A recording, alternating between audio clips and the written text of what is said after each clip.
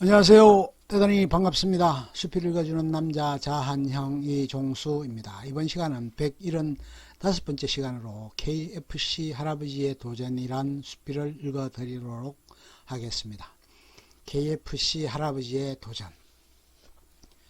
간혹 길을 가다 보면 KF 치킨집 옆을 지날 때가 있다. 그러면 그곳에는 꼭 안경을 쓰고 수염을 기른 할아버지가 지팡이를 짚고 아주 밝은 미소를 띠고 있는 모습을 볼 수 있다. 이 할아버지는 누구인가?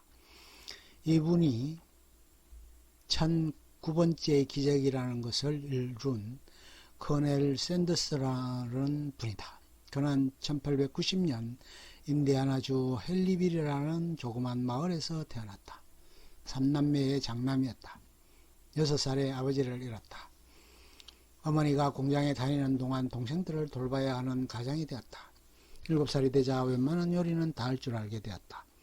7살이 되어 호밀빵을 만들었다. 자신이 보기에도 너무 맛이 있었다. 그것을 자랑하고 싶어 엄마가 일하는 공장에 가서 맛을 보였다. 모두들 감탄을 했다. 그때 처음으로 사람을 대접하는 것에서의 절겨움을 알게 되었다. 그의 인생은 기구였다. 12살에 어머니가 재혼을 하게 되었다. 그러자 그는 집을 나왔다. 농장일도 했었고 쿠바에서 지국군인으로 복무하기도 했다. 철도회사, 페인트공, 보험회파는 타이어 영업 등 해보지 않은 것이 없을 정도로 다양한 직업을 전전했다. 1920년 29세 때에 니콜라이 빌 주유소라는 곳에서 근무를 하게 되었다. 유리창도 닦아주고 세차도 해주면서 주유소를 성공적으로 운영해 나갔다. 그러던 차에 1929년도에 대공황이 몰아치자 결국은 주유소를 관둘 수밖에 없게 되었다. 1930년에 코빈이라는 곳에 샌드스 카페를 차리고 영업을 해 나갔다.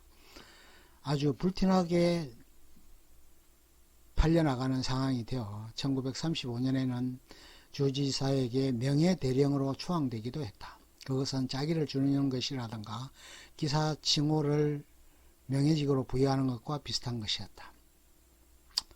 1940년도에는 레스토랑을 마련하였고 142석이나 되는 대규모였다. 그런데 다른 곳으로 도로가 나는 바람에 손님이 격감하게 되고 문을 닫게 되었다. 1951년 그의 나이는 62세였다. 부인과도 이혼을 했다. 남은 것은 사회보장금으로 나온 105달러와 압력솥 그리고 낡은 트럭 한 대가 전 재산이었다. 그는 그가 가지고 있던 11가지의 닭요리 비법을 팔아보기로 했다. 통상 일상생활에서의 잠은 트럭에서 자고 세면등은 고속도로 또는 국도변 휴게소의 공동 화장실에서 해결했다. 2년여에 걸쳐 198번의 실패를 거듭했다. 과연 이것을 팔 수 있을 것인가에 관한 회의가 끊임없이 일었으나 그는 그의 신념을 굽히지 않고 도전했다. 마지막 1009번째 그의 요리법을 사겠다는 식당이 나타났다. 그의 옛 친구인 피터 하먼이라는 이였다. 닭 한 마리에 4센트를 주기로 했다. KFC 1호점이 탄생하는 순간이었다. 60여 세의 창업을 이루어진 것이었다. 몇 년 후 KFC는 프랜차이즈점의 효시가 되었고 55년 이후 전 세계로 퍼져나갔다. 그 이후 그는 그것을 팔았고 75세에 은퇴하고 90세에 돌아가시게 되었다.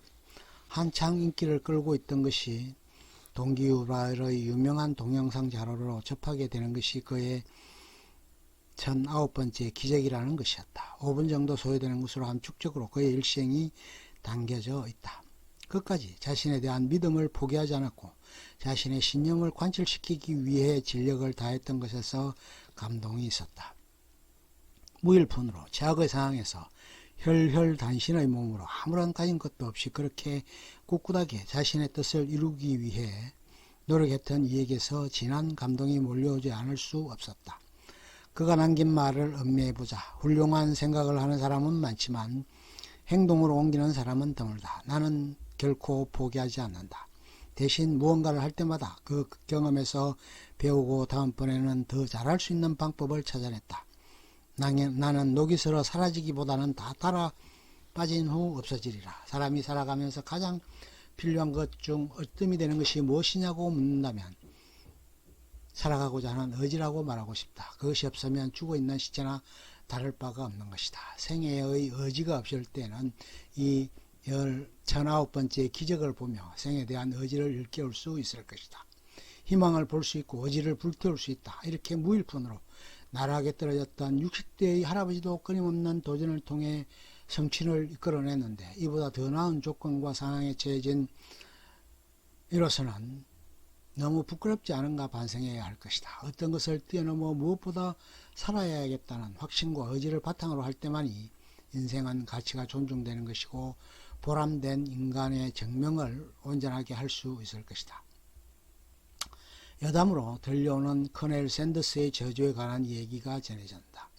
미 프로야구에 갖가지 저주가 있다. 염소의 저주라는 것도 있고 밤비노의 저주라는 것도 있고 염소의 저주라는 것은 한 시카고컵스의 팬이 염소를 데리고 야구장에 입장하는 것을 거절당하자 향후 이 구장에서는 월드 시리즈가 결코 열릴 수 없을 것이라고 한 데서 유래가 되었다고 한다.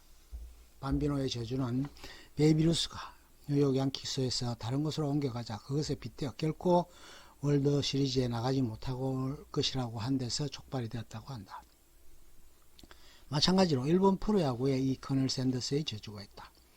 오사카를 근거지로 하는 한신 타이거스라는 팀이 있다. 이 팀이 1985년 재팬 시리즈를 우승했다. 21년 만에 우승이었다. 우승이 확정되자 팬들은 몰려다니며 그 기쁨을 만끽했다. 오사카에 있는 우리로 치면 먹자말 골목 같은 곳에 보톤볼이라는 곳이 있었다. 이곳에는 KFC 체인점이 있었다. 그곳에는 당연히 그의 동상이 멋지게 자리하고 있었다. 오사카를 가로지르는 조그만 강이 보톤볼이라고 불렸다. 이곳에는 다리가 있는데 그 다리에서 강으로 뛰어내리는 것이 우승의 세리머니의 하나로 여겨졌었다. 팬들은 그 동상을 들고 다리 위로 가서 같이 뛰어내렸다. 그때 당시 최강의 용병 타자 랜디 바스라는 선수가 있었는데 이 선수가 콧수염을 길러 커넬 샌더스와 닮았다는 것에서 그 동상을 들고 갔다는 것이다. 그날로부터 2003년과 2005년에 리그를 우승했지만 재팬 시리즈의 우승은 물 건너갔다. 그래서 커넬스의 저주가 생겨났다. 사방으로 그 동상을 건져 올리려고 애를 썼지만 건지지 못했다. 그러던 차에 얼마 전인 2009년에 그것을 건지고 복원했다는 소식이 전해졌다. 물론 안경이라든가 손 지팡이 등은 없어지고 말았지만 말이다. 아무튼 KFC 할아버지 커넬 샌더스는 아직도 건재한 모습으로 남겨져 있고 그 이야기가 많은 이들에게 회자되고 있다. 어려운 상황과 여건하에서 자랐고 일생을 보냈던 그는 60을 넘긴 나이에도 불굴의 도전정신으로 자신이 이루고자 했던 바를 성취시켰고 그로서 기적을 일궈냈다는 것에서 모든 이들에게 희망과 용기를 불어넣어주는 감동적인 이야기의 주인공이 될 수 있었다.